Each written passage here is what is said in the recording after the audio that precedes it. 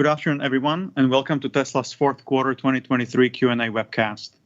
My name is Martin Viecha, VP of Investor Relations, and I'm joined today by Elon Musk, Vaibhav Taneja, and a number of other executives.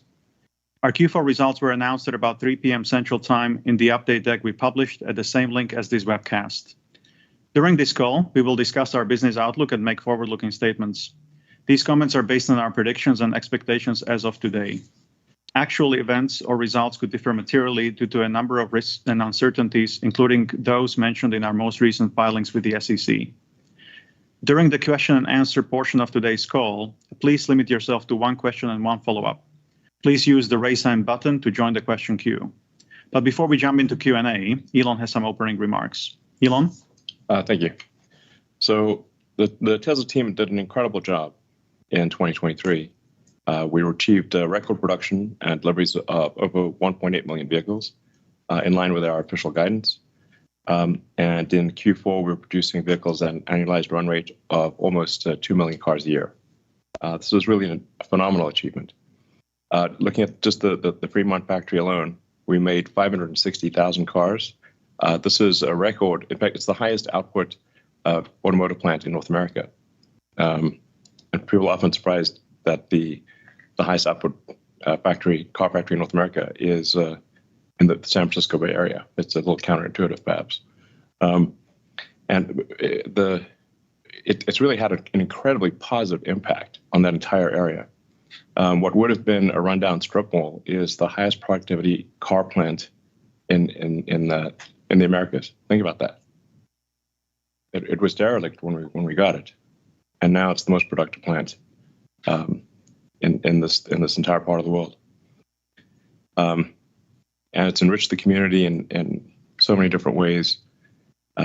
It's really a gem. So I'm super proud of the people that work there. Model Y became the best-selling vehicle globally, as predicted. The best-selling vehicle of any kind, not just electric vehicles, with over 1.2 million units delivered. The energy storage business delivered nearly 15 gigawatt hours of batteries in 2023 compared to 6.5 gigawatt hours the year before. So tremendous year-over-year growth, triple digits. I think we'll continue to see very strong growth in storage. As predicted, I said for many years that the storage business would grow much faster than the car business, and it is doing that.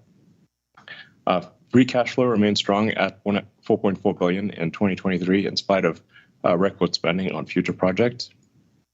So we had record capex expenses as well as record R&D. This brings us to 2024. There's a lot to look forward to in 2024. Tesla is currently between two major growth waves. We're focused on making sure that our next growth wave, driven by next-gen vehicle, energy storage, full self-driving, and other projects, is executed as well as possible. For full self-driving, we've released version 12, which is a complete architectural rewrite compared to prior versions. This is end-to-end artificial intelligence. So another bit nets, basically photons in and controls out. And it really is quite a profound difference. This is currently just with employees and a few customers, but we will be rolling out to all customers in the US who request full self-driving in the weeks to come. That's over 400,000 vehicles in North America. So this is the first time AI is being used not just for object perception, but for path planning and vehicle controls. We replaced 330,000 lines of C++ code with neural nets. It's really quite remarkable. Sort of as a side note, I think Tesla is probably the most efficient company in the world for AI inference. Out of necessity, we've actually had to be extremely good at getting the most out of hardware, because hardware 3 at this point is several years old. So I think we're quite far ahead of any other company in the world in terms of AI inference efficiency. which is going to be a very important metric in the future in many arenas. So, see, the new Model 3 is now available globally. So we did an updated Model 3. While the car looks similar, a lot of work has gone into the vehicle to make it better in every way. It is significantly quieter, more refined, better equipped, has longer range, and many other improvements. And I recommend taking it for a test drive. If you have not driven a Model 3 in a long time, you should really try the new one. So steady improvements. And we're very far along on our next generation low-cost vehicle. This is an earnings call, not a product announcement. So there'll no doubt be many questions that try to ask us about new products coming, but we reserve product announcements for product announcements, not earnings calls.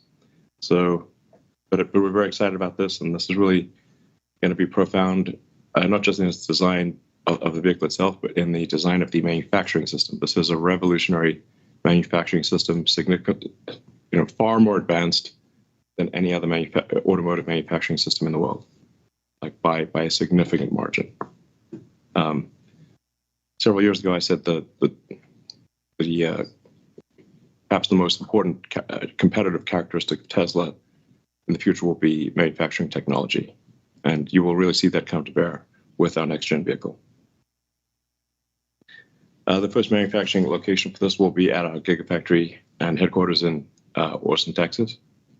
And then we'll follow that up with other locations around the world. Probably the factory we'll build in Mexico will be second, and then we'll be looking to identify a third location, perhaps by the end of this year or early next, outside of North America. So, in conclusion, we had a great year with record production, record deliveries, and a strong free cash flow in spite of a very high interest rate environment. And we are focused on exciting new projects that will, I think, ultimately, if we execute on all these things, and it is very hard to do all these things, it's not a sure thing, but I do see a path where Tesla could one day be the most valuable company in the world. I do want to emphasize that is not an easy path, a very difficult one, but it is now in the set of possible outcomes. And previously, I would not have thought it is in the set of possible outcomes.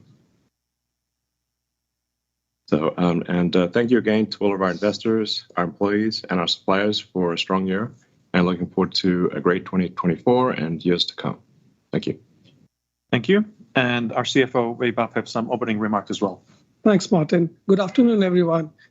As Elon mentioned, we had a record year in terms of both production and deliveries for our auto business, as well as record deployments in our energy business.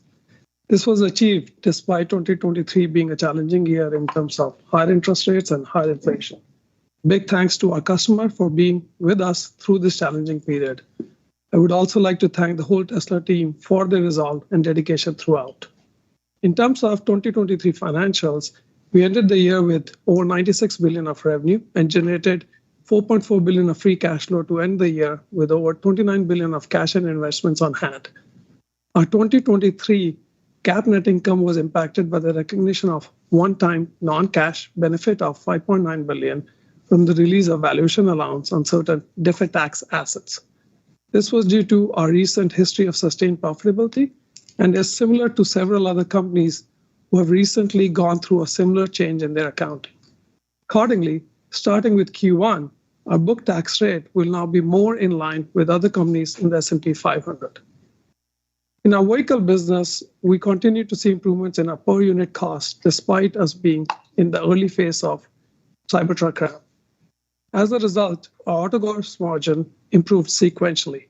That said, predicting auto gross margins is extremely challenging since there are many moving parts to this equation, some of which are out of our control, like the change in tariffs or local incentives, to name a few. While the teams are focused on cost reductions, we are approaching the limits within our current platforms. On the demand front, as promised, we made investments in digital campaigns in 2023. We fully appreciate the importance of customer education as we are still in a customer acquisition phase.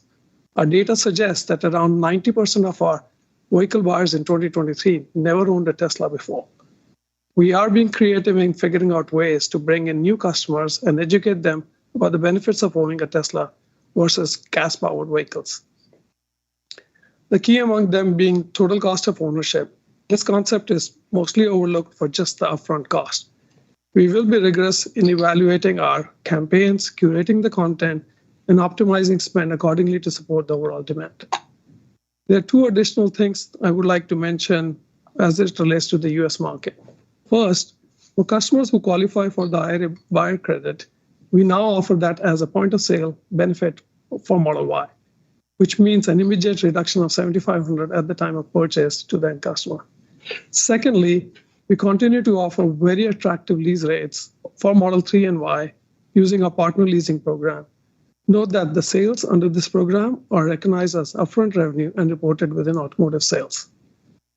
Our energy storage business had another record year with deployments more than doubling and revenues increasing by more than 50%. This business is poised to again surpass our auto business in terms of growth rate in 2024. This has been in the works for quite some time, with us laying the foundation a few years back by building our mega factory in Lathrop. I would like to thank the whole Tesla Energy team for their efforts to make this a reality. Our services and others business also started contributing meaningfully to our results and our fleets as our fleet goes, as we expect the fleet-based revenues from supercharging, used cars, and services to continue to increase. For 2024, our focus is to continue growing our output, continuing our cost reduction efforts, and increasing investments in our future growth initiatives. Accordingly, we are currently expecting our capital expenditure for 2024 to be in excess of $10 billion. We believe this would be critical in helping us lay the foundation for the next phase of growth. Once again, I would like to thank everybody at Tesla, our investors, and our suppliers for being with us in this journey. We can open it up to questions, Martin. Thank you. Let's go through investor questions. Question number one is from Michael. Given that you moved the start of the next generation compact vehicle production to Austin, has the timeline improved so that we might see the next generation platform vehicles in 2025? I want to certainly say things with they should be taken with a grain of salt. Since I'm often optimistic, I don't want to blow your minds, but I'm often optimistic regarding time. But our current schedule says that we will start production towards the end of 2025, so sometime in the second half.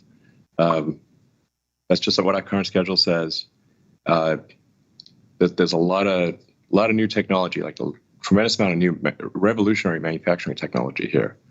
The reason I want to put this new revolutionary manufacturing line at Giga Texas was because we really need the engineers to be living on the line. This is not sort of a off the shelf, just works type of thing. And it's just a lot easier for Tesla engineering to live on the line if it's in Austin versus elsewhere. So, but Burke, we are currently expecting to start production second half next year. That will be a challenging production ramp. Like I can emphasize, we'll be sleeping on the line practically. In fact, not practically, we will be. But I am confident that once it is going, it will be head and shoulders above any other manufacturing technology that exists anywhere in the world. It's next level. So it's always difficult to predict what that S-curve of manufacturing looks like. So it always starts off real slow, and then it grows exponentially. And predicting that intermediate S-curve is difficult, but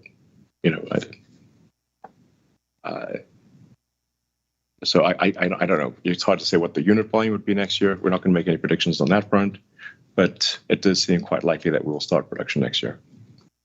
Thank you. The next question is from Michael again.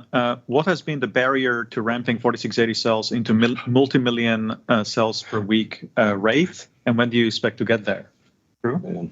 Yeah, first, I just want to allay any concerns regarding 4680 limiting the Cybertruck ramp, because I've seen some people commenting about that. To date, 4680 production is ahead of the ramp.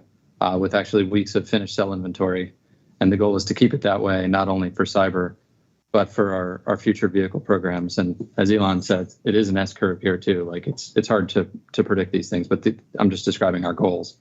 It's a hard problem. Like, yeah, there are entire companies where all they do is make battery cells. That's like all they do. Indeed, okay. Indeed.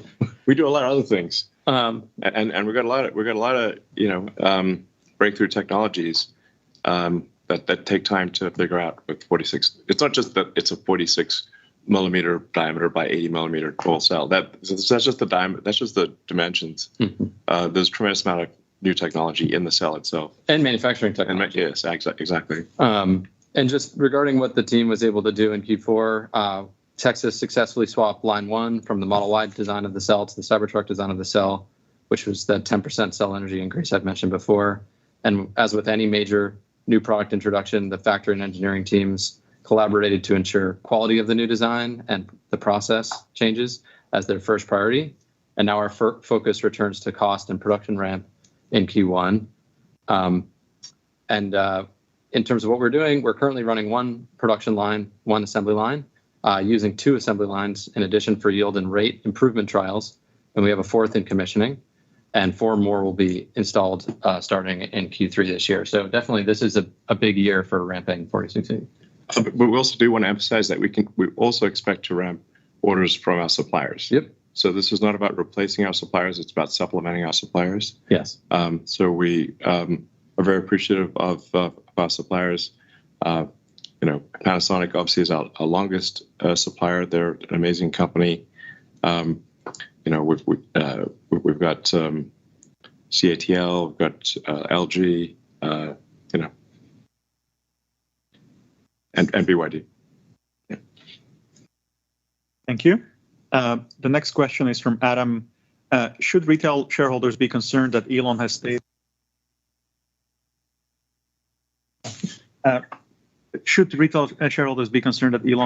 that he's uncomfortable expanding AI and robotics at Tesla if he doesn't have 25% of voting? Yeah, I guess let me explain what my concern is here, which is that I see a path to creating an artificial intelligence and robotics juggernaut of truly immense capability and power. And my concern would be, I don't want to control it, but if I have so little influence over the company at that stage that I could sort of be voted out by some sort of random shareholder advisory firm. We've had a lot of challenges with institutional shareholder services, ISS, I call them ISIS, and Glass Lewis, which there's a lot of activists that basically infiltrate those organizations and have, strange ideas about what should be done. So, so I want to have enough to be influential. If we could do a dual class stock, that would be ideal. I'm not looking for additional economics. I just want to be an effective steward of very powerful technology. The reason I just sort of roughly picked approximately 25% was that's not so much that I can control the company, even if I go bonkers. And if I'm like mad, they can throw me out. But it's enough that I have a strong influence. That's what I'm aiming for, is a strong influence, but not control. There's some way to achieve that would be great. Thank you. The next question is, what is your expectation for automotive gross margin ex regulatory credits for the full year? Like I said in my opening remarks, we're focused on reducing the cost of our vehicles. This is very extensive and involved exercise whereby we look at not just the component cost down to the packaging used to get the materials to the production floor. Each element of the cost is scrutinized to optimize further. A few pennies saved at the subcomponent level, whether through engineering redesign or from many other things which I mentioned, leads to cost reduction. This is a constant exercise, and we just have to chase down every penny possible. We have a strong team which is hyper-focused on this. However, this is a very difficult thing to predict Precisely, because there are a lot. We don't know. We don't have a crystal ball, so it's difficult for us to predict this with precision. If the interest rates come down quickly, I think margins will be good, and if they don't come down quickly, they won't be that good. Yeah. It's always important to remember that the vast majority of people buying a car is about the monthly payment. It's not that people don't want. We have tons of we have lots of people who want to buy a car but simply cannot afford it. And that as interest rates drop and that monthly payment drops, then they're able to afford it and they buy the car. It's pretty straightforward, and there are no tricks around to get around this. Okay, thank you. The next question is, does the company anticipate 50% volume CAGR to be realized in either 2024 or 2025? If not, why not?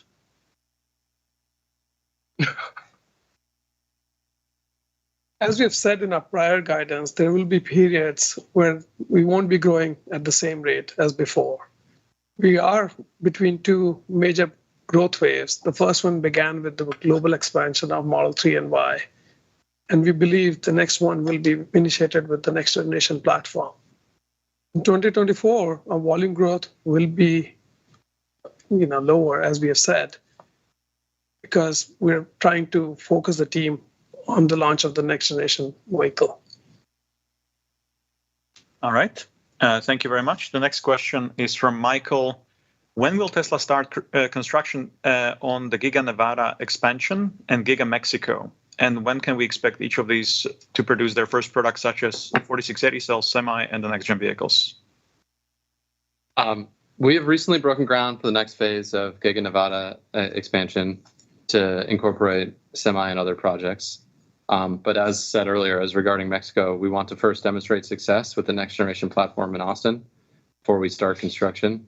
Therefore, we have started the long lead work to get the basics ready and plan to follow our recipe from the 3Y ramp with Shanghai, where we started with learnings from Fremont and ramped really quickly. Yeah, exactly. It's important to emphasize that, Model 3 production was 3 years of hell, honestly, before. Some of the really worst years of my life, frankly. I still have mental scar tissue from those 3 years, as do many. But then Model Y was, somewhat of a variant on Model 3, so a much easier situation. And then we were able to actually do slightly improved versions of, in some cases, significantly improved versions of the Model Y production line in Shanghai and Berlin. And that's the right. I think the sensible way to go about things is figure out the core technology of the manufacturing line and then replicate it with improvements throughout the world. So. Thank you. The next question from Michael is, has there been any progress made with an FSD licensing agreement with another company? I really think lots of car companies should be asking for FSD licenses, but and we've had some tentative conversations, but I think they don't believe it's real quite yet. I think that will become obvious probably this year. And I do want to emphasize that if I were CEO of another car company, I would definitely be calling Tesla and asking to license Tesla full self-driving technology. It's definitely the smart move. Thank you.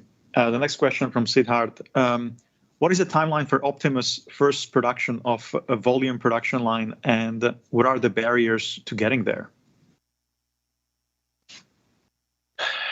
Optimus obviously is a very new product, an extremely revolutionary product, and something that I think has the potential to far exceed the value of everything else that Tesla combined. And when you think of an economy is productivity per capita times capita.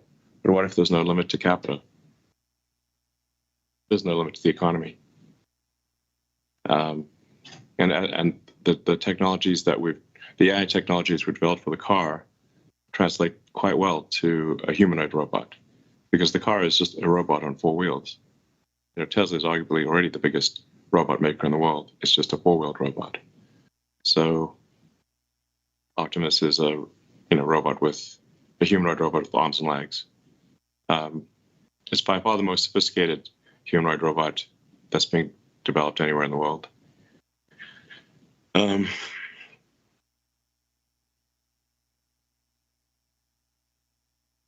I think we've got a good chance of shipping some number of Optimus units next year.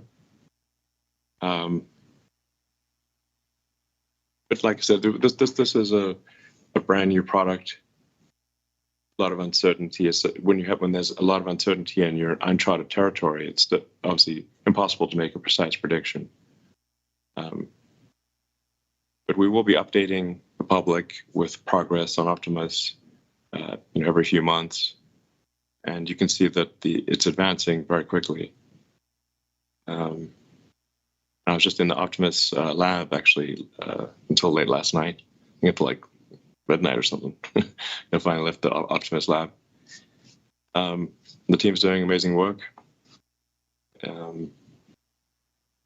That's obviously a case where we want to make sure that Optimus is safe, especially at scale, and that it should be impossible for any centralized control to upload malware to a humanoid robot. So we're going to want to build in localized shutoff that cannot be updated from from a central server. That's a case where we really have to give extreme thought to safety. But like I said, I do think it has the potential to be the most valuable product of any kind ever, by far. Just to comment on the barrier, I think the barrier, and we've talked about this, is like getting it to actually do something useful. Like we can get it to walk around, we can get it to do things, but it's like that utility part. We can already do some useful things. But yeah. To making millions of these things, it's like utility. Got to get the utility up. Yeah. A smart robot that can that's capable of doing generalized tasks is what it will be. Yeah. And in terms of doing, moderately specialized tasks, well, it can already do that, and it'll just get better through the course of the year. As we improve the technology in the car, we improve the technology in Optimus at the same time. It runs the same AI inference computer that's on the car. Same training technology. We're really building the future. The Optimus lab looks like the set of Westworld. But admittedly, that was not a super utopian situation. Yeah, not the best reference. Yeah, the creators of Westworld, Jonah Nolan, Lisa Joy Nolan, old friends of mine actually, and I invited them to come see the lab. I think they'll come see it hopefully soon. It's pretty wild, especially the sort of subsystem test stands where you've just got like one leg on a test stand, just doing repetitive exercises, and one arm on a test stand. It's pretty wild.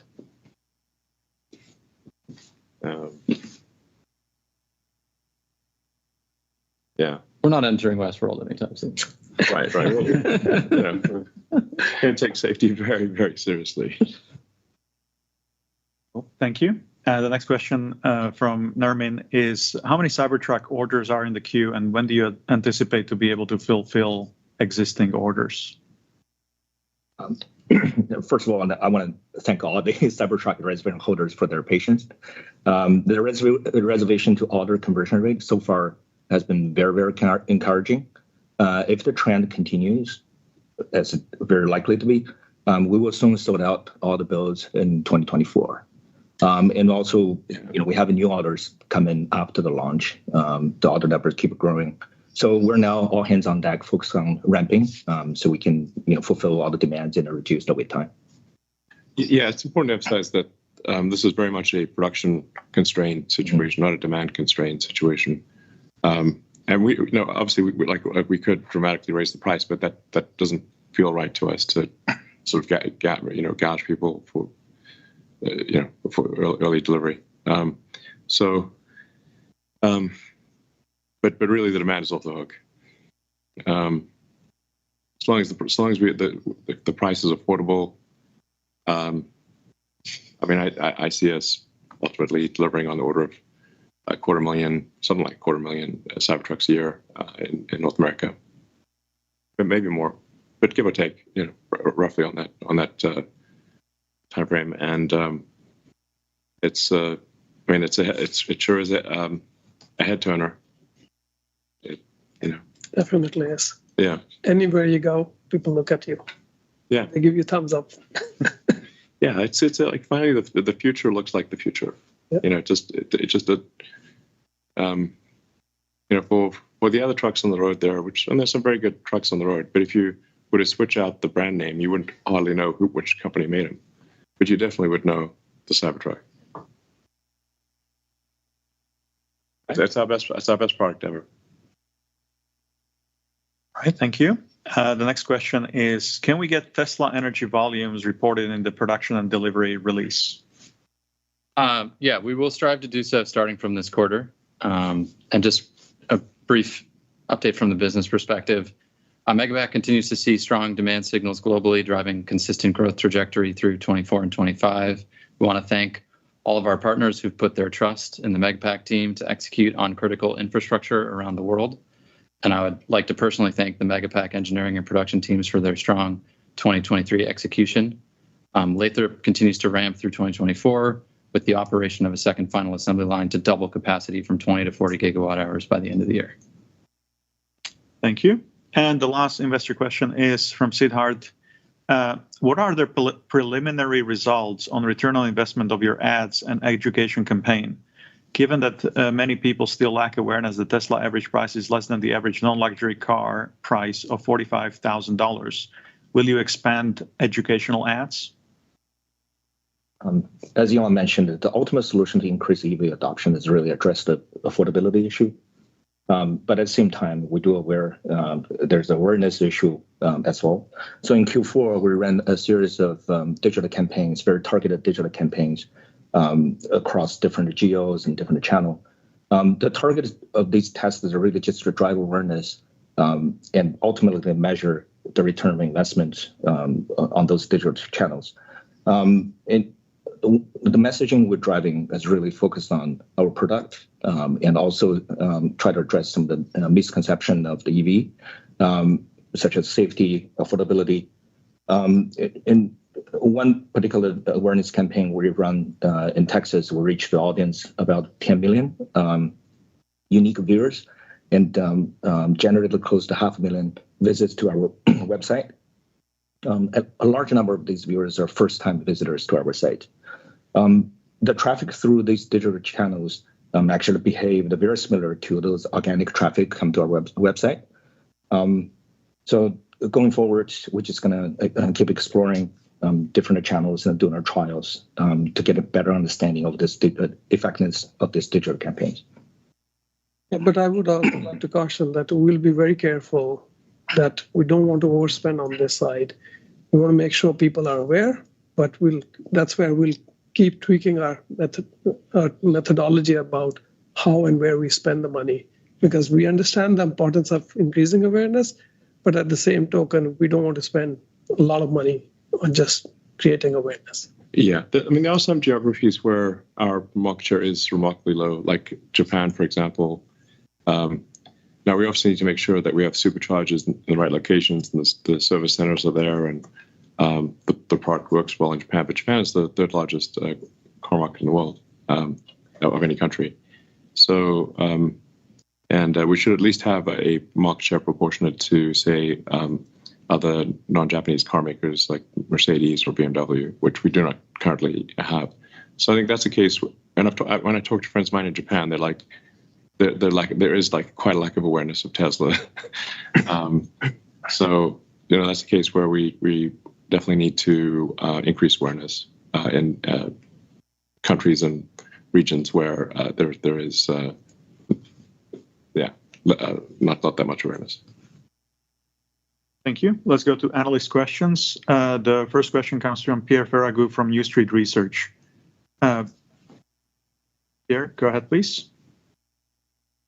Feel free to unmute.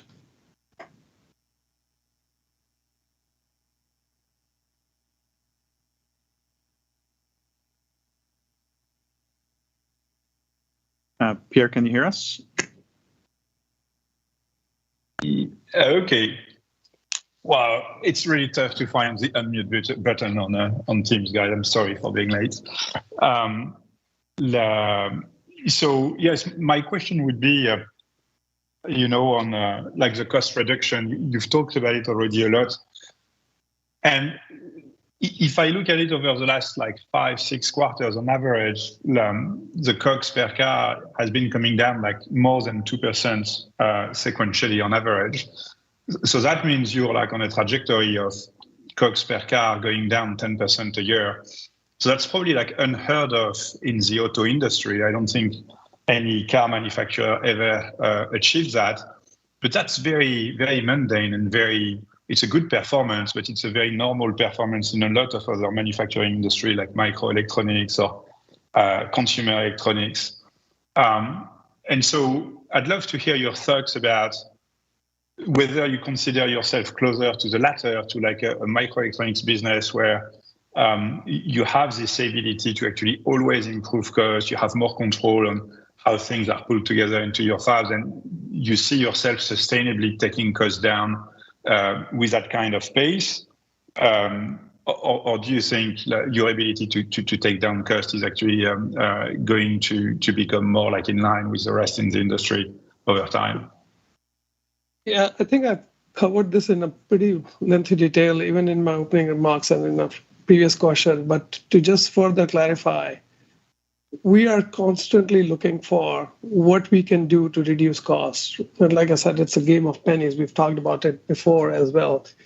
And the team is constantly going and checking where can we reduce the cost further. And do I believe that we will have the same pace which you've seen over the past few years? Probably not, because remember, we were coming out with a period wherein commodity prices were rising. So then we did see benefits coming from that. So those are more or less, taken care of.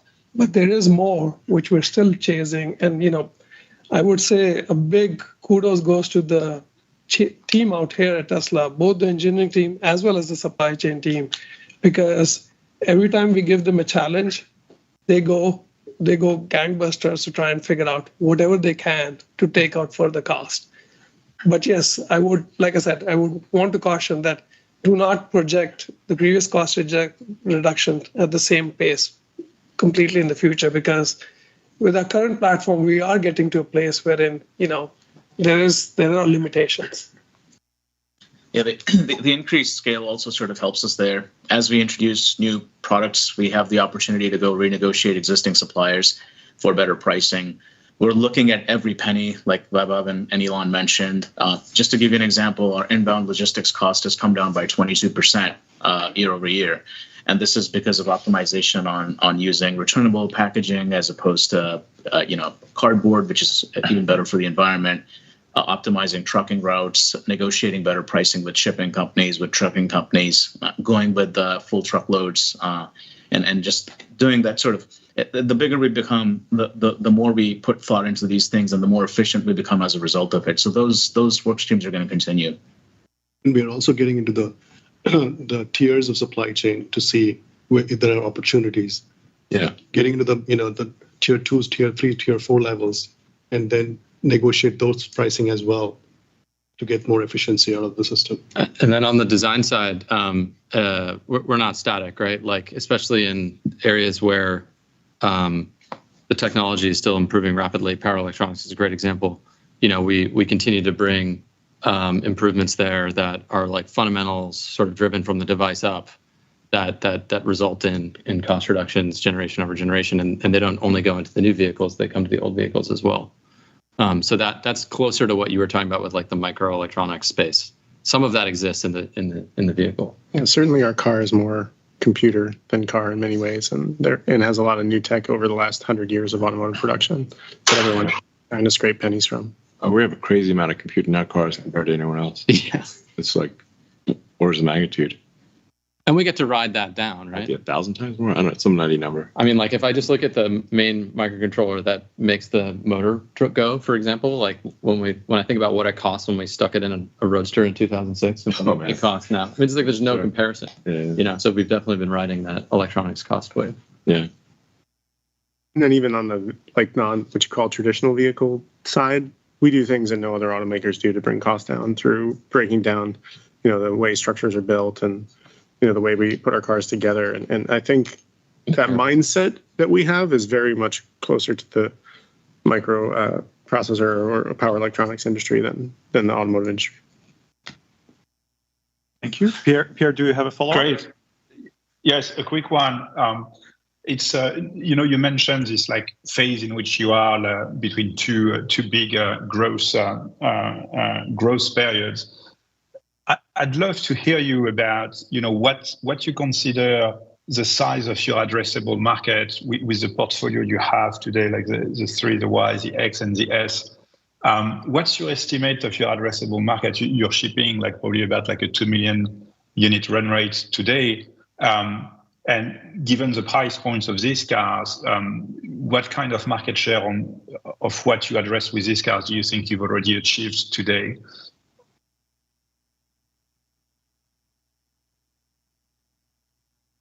I don't know if I actually don't think we have a firm idea of this. It's hard to say exactly.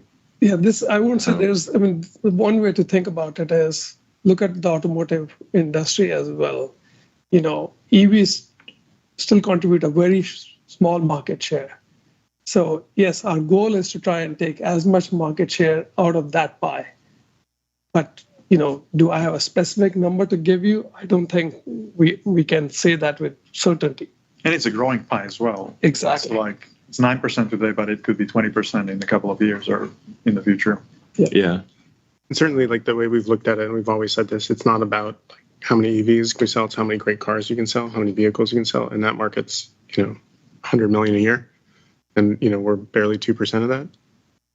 I still think there's 98% more to get. Yeah, I mean, it's worth noting that if you look at, say, the average selling price of the other top-selling vehicles in the world, they are much lower priced than a Model Y. Yeah. So like a Toyota RAV4 or Corolla, Honda Civic, that kind of thing, they're much lower priced than ours. So people are really stretching their wallets to be able to afford a Tesla. It's quite a difficult thing for them to do, and remarkable that it's the best-selling car in unit volume, despite being much more expensive than other high-volume cars. Thank you. Let's go to the next analyst. The next question comes from Adam Jonas from Morgan Stanley. Hey, everybody. So I can't wait to see the Optimus Lab. I'm sure everybody on this call feels the same way. Your last AI day, Elon, was September 2022. Can we expect a Tesla AI day this year? It seems like a lot's changed in that realm. And is this year the time? Yeah, it's a good question. We have found that when we do these AI days, some of our competitors literally look at what we do on a frame-by-frame basis. They do. And then we find these things being copied. Same thing with Battery Day. Same thing with Battery Day. Yeah. So we have to be a little cautious about, revealing the exact recipe of the secret sauce. But I think some kind of update would be good to do. I'll talk it over with the team, and I think we might do something later this year. Our main goal with these AI Day things is recruiting. So yes, and to sort of change the perception of Tesla as people thinking of Tesla as a car company when they should be thinking of Tesla as an AI robotics company. Mm-hmm. Maybe as a follow-up, Elon, I'd love your thoughts on the topic of China-based OEMs expanding into Western markets as the China market kind of gets saturated and there's a tremendous growth in the supply. How much success should Tesla investors allow for this competition to achieve in Western markets? And can you envision a scenario where Tesla could partner with a Chinese OEM to help accelerate sustainable transport in markets like Europe and the United States? Thanks. Well, our observation is generally that the Chinese car companies are the most competitive car companies in the world. So I think they will have significant success outside of China, depending on what kind of tariffs or trade barriers are established. Frankly, I think if there are not trade barriers established, they will pretty much demolish most other car companies in the world. So they're extremely good.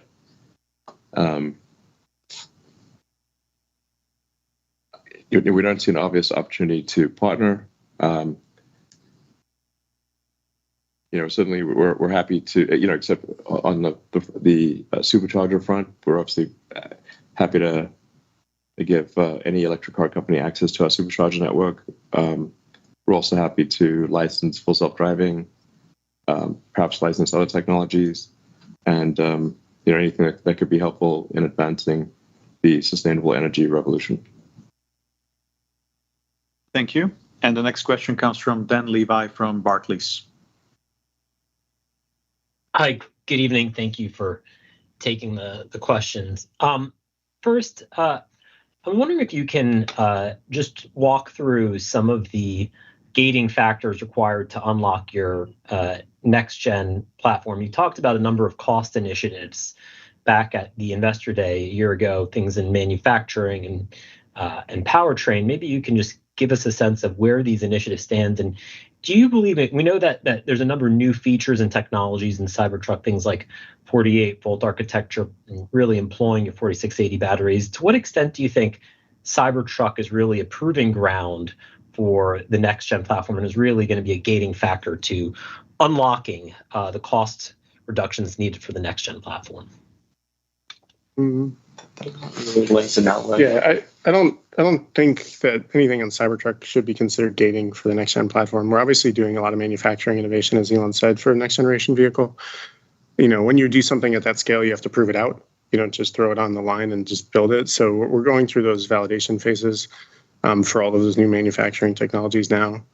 Sure, 48 volt was definitely something we wanted to carry forward, and it's something we hope the industry adopts as well. We're also open to partnering on that if everyone wants to do that. Finally, man, the people that really know that this is like an inside baseball thing, but 48, it's so high time that the auto industry moved from the random number of 12 to 48. Random number of 48. Yeah, well, it's much less random. Slightly less random based on human injury, but dramatically reduces the amount of copper you need in the vehicle, and and also moving to a sort of higher bandwidth communications, sort of Ethernet, level communications as opposed to CAN bus, which is pretty slow.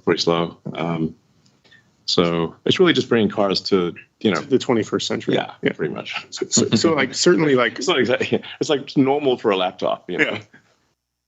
Certainly bringing that is an evolution in our architectures of vehicles, but it's not gating by any means. The gating work is just to finish the design and manufacturing of the car, test them out, and get them going. Yeah, programs in execution mode, right? Yep. Right. So it's talking about like tooling lead time, manufacturing factory lead time, factory lead time, and executing those programs. There's a lot of specialized machines that make the machine for a next gen vehicle. So these are not machines you can just order from anyone. Mm-hmm. We have to design a machine that has never existed to build a car in a way that has never existed. So you don't just have like a design validation phase, but you have an equipment design validation phase as well. It does make it very hard to copy us because you have to copy the machine that makes the machine that makes the machine. So, talk about tiers. It's not, it's like, exactly, manufacturing exception. So, I do think it's quite a powerful sustainable advantage. because there just is no place to go to order the machines that make our next-gen car that don't exist. Great, thank you. As a follow-up, your release does not mention Dojo, so if you could just provide us an update on where Dojo stands and at what point you expect Dojo to be a resource in improving FSD, or do you think that you now have sufficient supply of NVIDIA GPUs needed for the training of the system? I mean, the AI hardware question is that is a deep one. So we're obviously hedging our bets here with significant orders of NVIDIA GPUs, or GPUs are the wrong word. There really needs to be. There's no it doesn't. You can't like produce graphics. So that's what it's not a graphic processing unit, neural net processing unit or something like that. Yeah, GPU is a funny word, like vestigial. And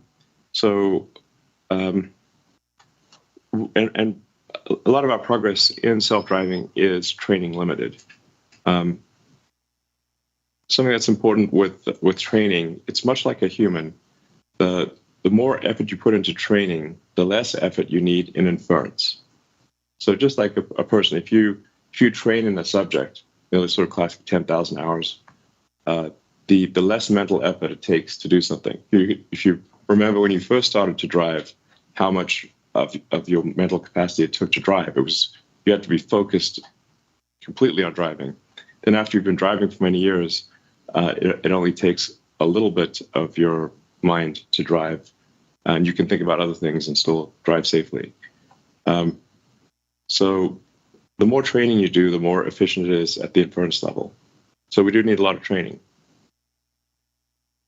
And we're pursuing the dual path of NVIDIA and Dojo. But I would think of Dojo as a long shot.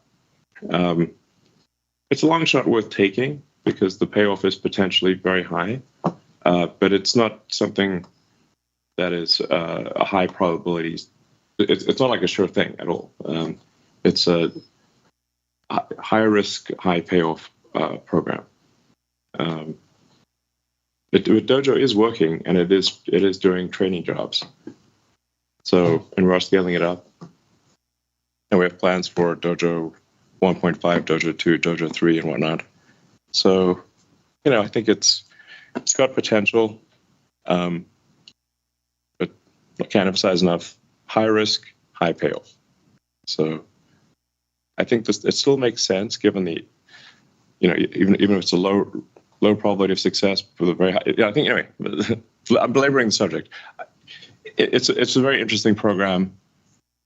It has the potential for something special. There's also our inference hardware in the car. So we're now on what's called hardware 4, but it's actually version 2 of the Tesla designed AI inference chip. And we're about to complete design of, the terminology is a bit confusing. We're about to complete design of hardware 5, which is actually version 3 of the Tesla design chip, because the version 1 was Mobileye, version 2 was NVIDIA, and then version 3 was Tesla. So, and we're making gigantic improvements with, from hardware 3 to 4 to 5.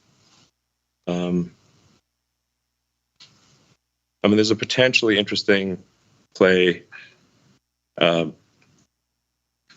where, when cars are not in use in the future, that the in-car computer can do generalized AI tasks, can run a sort of, GPT-4 or 3 or something like that. If you've got tens of millions of vehicles out there, even in a robotaxi scenario where they're in heavy use, maybe they're used 50 out of 168 hours. That still leaves, well over 100 hours of time available of compute hours. It's possible, with the right architectural decisions, that Tesla may in the future have more compute than everyone else combined. Thank you. And the next question comes from Colin Langham from Wells Fargo. Oh, great. Thanks for taking my questions. As we're thinking about going into 2024, the press release talks about hitting 36,000 or slightly above in Q4. I mean, and the comments of the release talk about approaching the natural limits, and it sounds like you're continuing to try to whittle that away, but that sort of implies there's not much left. In addition, you have the hourly wage increase, I guess, so we'll add to that into next year. And I thought you said raw material costs are kind of, that benefit is sort of almost played out. So is there an opportunity to continue to go below the 36, or should we kind of be modeling that it kind of stays at this level into 24? We are definitely aware of the cost increases which are coming through because of the wage increases. But like I said, we keep looking at other cost opportunities and try and figure out where else can we cut down. So there is definitely more opportunity to bring down costs further. I won't specifically guide to a number which we will try and get to, but there's definitely more opportunity there. Yeah, we're chasing lots of cost opportunities on the design side still for 2024. North of 8 figures is what we're worth of, just in my organization, and Lars has got a bunch. And then from a commodities perspective, it's such a long cycle time through the whole material supply chain that even with what we've already seen to this point, there's more to come on commodities reductions. And there's still some tailwind left on the commodities. That's what I mean, yeah. And aluminum and steel. Yeah. And battery materials. It boggles my mind to think that if we make a 1% improvement in costs, that's $1 billion. Yeah. Yeah. So it's like, on average, if we reduce the cost by 1 penny, $1 billion. What? And we started off, wasn't that long ago, that we're only making like 10 cars a week. Yeah. So where does it lead ultimately? With good execution, like I said, it's not a slam dunk, but with if we execute very well, I think Tesla could be the most valuable company in the world. Thank you. Colin, do you have a follow-up question? Yeah, just a quick follow-up. In the commentary, you mentioned the taxes would go to the S&P 500 level. I think you've been trending slightly below 10%. S&P, I think, is typically 25%-ish. Is that going to, should we expect that to jump right up next year when we're modeling next year? Or would it be like a gradual change over the next few years? And any cash impact from that tax change as well that we should be considering? Yeah, so there's no impact on cash taxes from the release of the valuation allowance, which I spoke about. What it does is it's how you account for taxes on your books. So it's basically an accounting change, wherein there are certain jurisdictions, because we had enough NOLs, etc., wherein we didn't have to accrue book taxes. Now that the valuation allowance has been released, and we have recognized deferred tax assets on the books, that means your tax rate immediately goes up. Okay. I think that's all the time we have for today. Thank you so much for all of your questions, and we'll speak to you again in 3 months. Thank you. Bye-bye. Thank you.